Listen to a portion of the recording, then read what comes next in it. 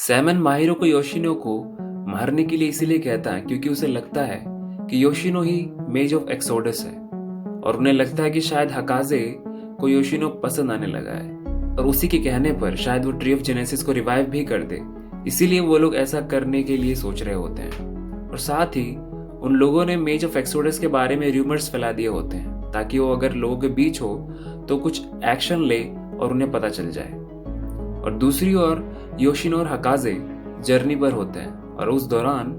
उन्हें एक लड़का मिलता है और वो उन्हें बताता है कि वो मेज ऑफ एक्सोडस है और उसे ये बात कुछ महीने पहले ही पता चली। करीब करीब वही डेट होती है जिसके आसपास ट्री ऑफ एक्सोडस वाला इंसिडेंट हुआ था और वो लोग ये बात बाकी सबको बताते हैं और योशिनो और हकाजे अपनी जर्नी कंटिन्यू रखते हैं और वो उस लड़के को जिसका नाम होता है हानेमुरा वो एंजेलिना के साथ जाता है और वो लोग वेरीफाई करते हैं कि वो सच में मेज ऑफ एक्सोडस है या नहीं है, पर वो सच में होता है और वो ये बात को प्रूव भी करके दिखाता है। जिसके बाद कि वो उसे उनके ठिकाने पर लेकर जाते हैं और वहां पर माहिरो उससे कुछ सवाल पूछता है क्योंकि उन्हें जो कि पहले से ही शक था कि मेज ऑफ एक्सोडस ने ही आयका को मारा है, तो वो इस चीज को कंफर्म कर रहा होता है और बाद में माहिरो को पता चलता है कि हानेमुरा कभी भी आयका को नहीं मार सकता क्योंकि उसकी फिजिकल स्ट्रेंथ इतनी नहीं है कि वो आयका को फाइट में हरा दे। और दूसरी बात ये कि हानेमुरा को ब्लड से डर लगता है तो फिर वो ऐसा कभी भी नहीं कर सकता। जिसके बाद कि वो लोग हानेमुरा को ट्रेनिंग देते हैं ताकि वो आने वाले मिशन के लिए रेडी हो सके। और साथ ही साथ दूसरी ओर हम लोग जुनशिरो को देखते हैं जो कि हकाजे और योशिनो से जाकर मिलता है और वो हकाजे से कहता है कि क्या उसे योशिनो से प्यार हो गया है। पहले तो मना करती है पर फिर वो मान जाती है कि हाँ उसके अंदर योशिनो को लेकर फीलिंग्स हैं। जिसके बाद कि जुनशिरो उसे कहता है कि अगर ऐसा है तो बहुत बड़ी मुसीबत की बात है क्योंकि जो कि योशिनो की पहले से ही एक गर्लफ्रेंड है, अगर वो यानी कि हकाजे उसे पसंद करने लगी है तो वो ट्री ऑफ जेनेसिस शायद उसकी गर्लफ्रेंड को मारने की कोशिश करेगा हकाजे के बिहाफ पर। और ये सुनने के बाद हकाजे कहती है कि ठीक है वो खुद पर कंट्रोल रखेगी और वो उसके प्यार में नहीं पड़ेगी और असल में ये तो होने से रहा। जिसके बाद कि दूसरी ओर बाकी सब लोग हानेमुरा को ट्रेन करने के बाद उसे एक कॉस्ट्यूम पहनाते हैं और उसे कहते हैं कि अब जो रूमर्स वो लोग फैला रहे थे उसे अब सच करने का वक्त आ गया है और वो लोग उनके सिटी में एक जेनेसिस ट्री के रूट को खत्म कर देते हैं और बाकी सब लोग मेज ऑफ एक्सोडस पर यकीन करने लगते हैं। और दूसरी ओर उन्हें ट्री ऑफ जेनेसिस को फैलने से रोकना था तो फिलहाल के लिए उनके पास यही एक आइडिया था उसे रोकने का। जिसके बाद कि वो लोग सोचते हैं कि शायद मेज ऑफ एक्सोडस की बॉडी और उसका हार्ट दो अलग अलग जगह पर है। इसका मतलब कि हो सकता है योशिनो ही मेज ऑफ एक्सोडस है क्योंकि उसकी सोच और उसका एक्शन मेज ऑफ एक्सोडस से मिलते हैं, पर हानेमुरा के पास पावर है तो शायद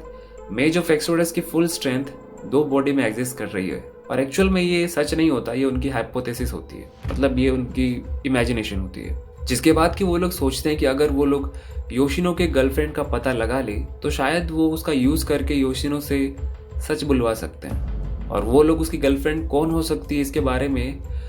सोचने लगते हैं और वो लोग फाइनली इस कंक्लूजन पर पहुंचते हैं कि योशिनो की गर्लफ्रेंड कोई और नहीं बल्कि आयका ही है और माहिरो इस बात को डाइजेस्ट नहीं कर पा रहा होता है। और दूसरी ओर हकाजे योशिनो से अपना लव कन्फेस करती है और उसकी परेशानी के बारे में भी बताती है और वो कहता है कि ऐसा नहीं हो सकता, जेनेसिस ट्री से उसकी गर्लफ्रेंड को कोई खतरा नहीं है क्योंकि एक्चुअल में उसकी गर्लफ्रेंड पहले से ही मर चुकी है। और तब वो उसे बताता है कि एक्चुअल में उसकी गर्लफ्रेंड आयका ही है, मतलब थी, और वो उसके डेथ पर काफी रोने लगता है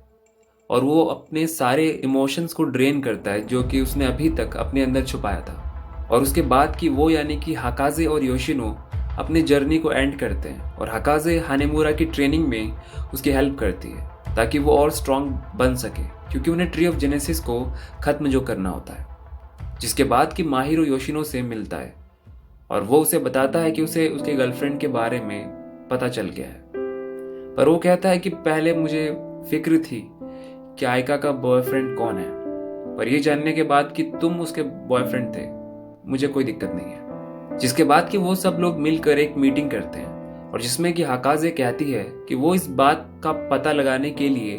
कि आयका को किसने मारा है वो पास्ट में जाएगी और इस बात का पता लगा कर रहेगी और माहिरो और बाकी सब इस बात में हामी भरते हैं। जिसके बाद कि हाकाजे अपनी उस मैजिक से उसी टाइम में वापस जाती है उस आइलैंड पर जहां पर कि वो फंसी हुई थी, और उसे उनके टाउन में पहुंचने में करीब 1 महीना लगता है। और उस दौरान हानेमुरा की स्किल्स काफी इंप्रूव हो चुकी होती हैं, क्योंकि वो लोग बचे हुए फ्रूट्स को कलेक्ट कर रहे होते हैं ताकि वो लोग ट्री ऑफ एक्सोडस को फुली रिवाइव कर सकें। और दूसरी ओर वो लोग उन ट्री ऑफ जेनेसिस को हटाने की कोशिश कर रहे होते हैं, पर कुछ लोग ट्री ऑफ जेनेसिस के सपोर्ट में होते हैं, क्योंकि ट्री ऑफ जेनेसिस की वजह से क्राइम रेट काफी हद तक कम हो गया होता है, क्योंकि ट्री ऑफ जेनेसिस सारे के सारे वेपन्स को अब्जॉर्ब कर लेता है। इसलिए वॉर या फिर ऐसी कोई भी प्रॉब्लम होने से पहले ही ट्री ऑफ जेनेसिस उन्हें अवॉइड कर देता है। एंजेलिना कहती है कि हो सकता है कि ये एक प्लस पॉइंट है, पर वो लोग आने वाले खतरे को देख नहीं पा रहे। दूसरी ओर जब हाकाजे योशिनो के टाउन में पहुंचती है, उसे पता चलता है कि करीब 4 घंटे के अंदर आयका की डेथ होने वाली है, और तभी उसे वहां पर आयका दिखाई देती है। पर हाकाजे उसे देखकर पैनिक हो जाती है और एक बिल्डिंग के ऊपर पहुंच जाती है अपने मैजिक का यूज करके।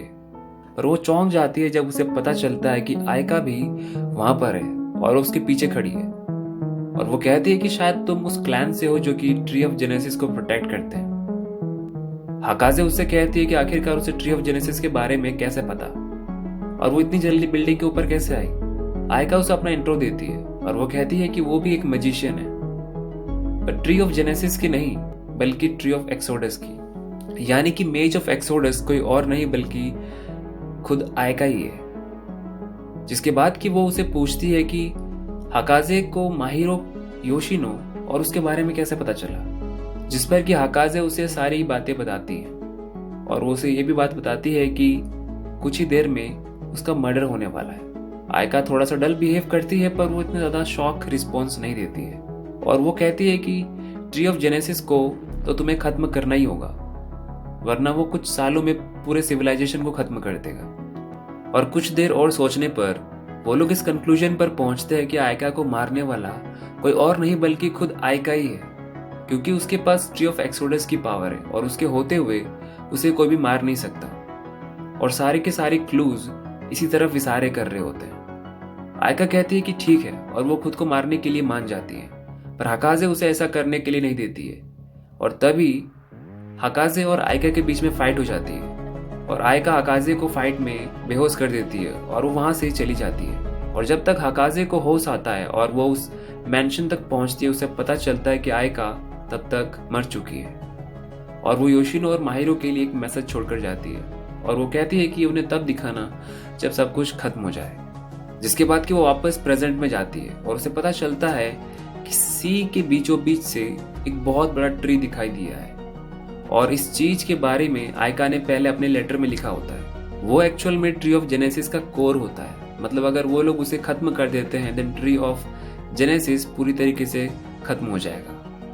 और जिसके बाद कि हाकाजे उन सभी को बताती है पास्ट में क्या हुआ और आयका की डेथ कैसे हुई, और वो ये भी बताती है कि ट्री ऑफ जेनेसिस को कैसे खत्म करना है।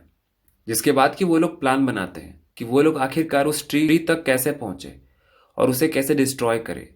क्योंकि गवर्नमेंट ने उसे बचाने का फैसला लिया है, क्योंकि लोगों की यही डिमांड है। और माहिरो उन्हें अपने प्लान बताता है,